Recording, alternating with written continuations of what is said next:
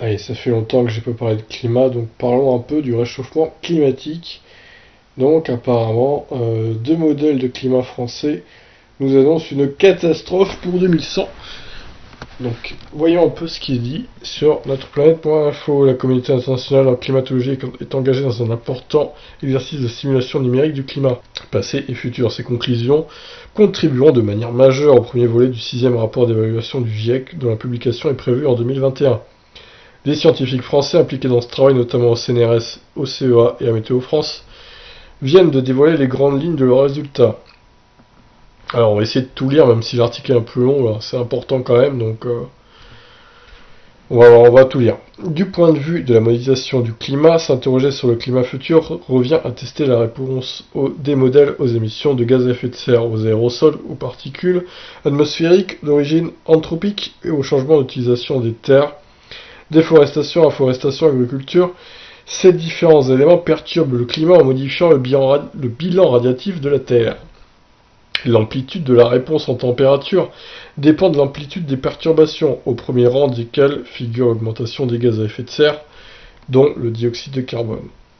Les scientifiques français regroupés au sein de la plateforme Climérie France ont participé au programme mondial de simulation du climat, avec deux modèles climatiques développés, l'un par le CNRM 4 associé au CERFAC, l'autre à l'IEPCL. Alors, putain, il y a des noms là. CMIP6 rassemble plus d'une vingtaine de centres climatiques dans le monde qui conçoivent une trentaine de modèles. Les résultats de ces nouveaux modèles, qui retracent très bien la période passée 1850-2014, mais également d'autres modèles étrangers, confirment ce que l'on craignait. Le réchauffement sera plus important à l'horizon 2100 que les versions précédentes établies en 2012, en particulier pour les scénarios les plus pessimistes en émissions. Alors, 4 scénarios ont été élaborés selon l'amplitude de la perturbation du bilan radiatif qu'ils génèrent à l'horizon 2100. Intitulés RCP pour Radiative Concentration Pathways, ils sont suivis d'un chiffre qui correspond à l'augmentation du bilan radiatif. Là, il y a une erreur dans l'article, je crois. 2,6, 4,5, 6 et 8,5 watts par mètre carré. Bon, c'est compliqué, hein, je comprends pas tout ce que je lis, j'avoue. Ils dépendent de l'évolution de la démographie mondiale et des choix socio-économiques et diplomatiques que nous ferons. Cela pourrait s'expliquer par une réaction plus forte au climat à l'augmentation des gaz à effet de serre anthropiques que dans les simulations de 2012, mais les raisons de cette sensibilité accrue et de degré de confiance à y apporter restent à évaluer. Alors, il y a un tableau après, on va voir ça. Selon le scénario le plus pessimiste, SSP5 8.5, croissance économique rapide alimentée par des énergies fossiles, l'augmentation de la température moyenne globale atteindrait 6 à 7 degrés en 2100 par rapport aux températures pré-industrielles, période 1850-1899, soit 1 degré de plus que dans les précédentes estimations. Seul l'un des scénarios socio-économiques SSP1 1.9, marqué par une forte coopération internationale et donnant priorité au développement durable, permet de rester sous l'objectif des 2 degrés de réchauffement, au prix d'efforts d'atténuation très importants et d'un dépassement temporaire de cet objectif au cours du siècle, ce qui est manifestement hors de portée. Alors, voyons ce super graphique.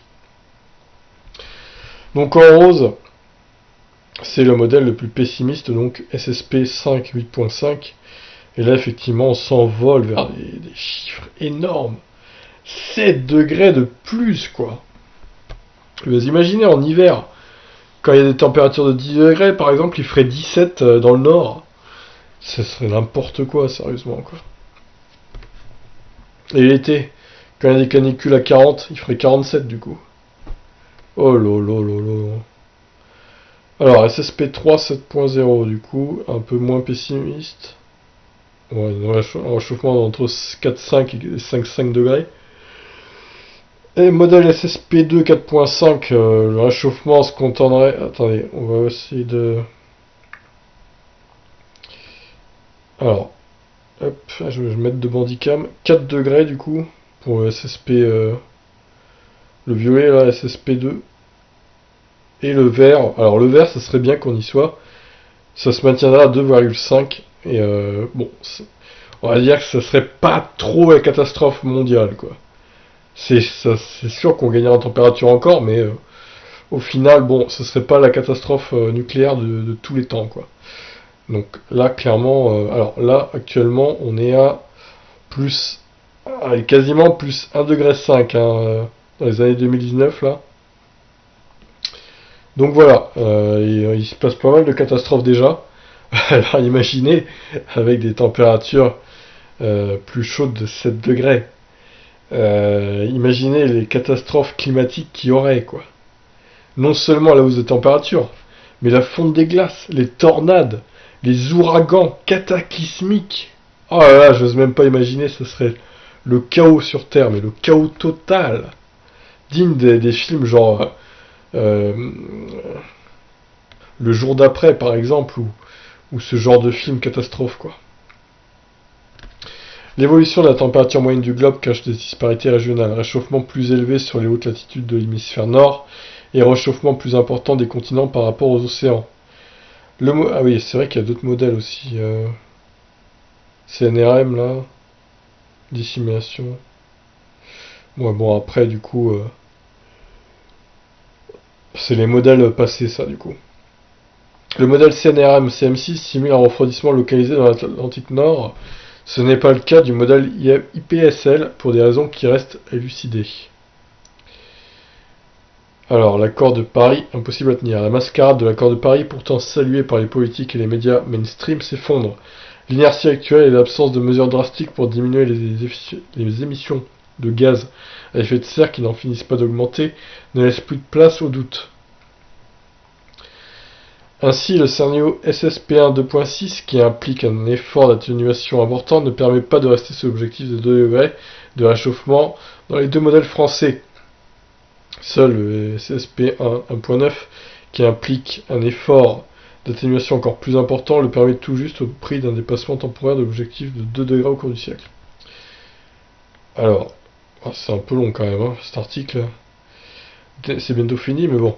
Des modèles climatiques plus précis pour la France. Les modèles de climat servent aussi de base à la modélisation climatique à plus grande échelle sur la France métro et les Outre-mer. La taille minimale des mailles spatiales utilisées n'est que de 50 km, la taille d'un département, ce qui a permis aux scientifiques de représenter de manière plus réaliste que précédemment des phénomènes comme les vagues de chaleur, les cyclones ou le transport des poussières.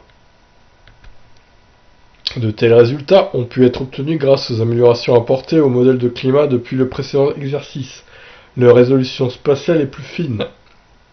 La modélisation des différents compartiments physiques du système climatique, océan, atmosphère, surface continentale, glace, est plus aboutie, et les évaluations en cours montrent que les modèles français simulent mieux les caractéristiques observées du climat que les anciennes versions. Alors, les conséquences du changement climatique sur la France. En France et en Europe de l'Ouest, l'augmentation des vagues de chaleur va se poursuivre, au moins dans les 2 décennies qui viennent. Quel que soit le scénario considéré, les modèles confirment également que l'intensité et la fréquence des vagues de chaleur ont augmenté ces dernières décennies. Alors, au niveau des précipitations, comme dans les générations précédentes de modèles, la région méditerranéenne s'assèche. Soulignons enfin que les modèles de climat restent des représentations imparfaites de la réalité.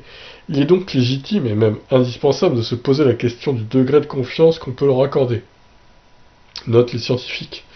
Cependant, un faisceau d'éléments montre que les modèles de climat de l'IPSEL et du CNRM CERFAX se sont améliorés et sont aussi capables de retracer les climats du passé.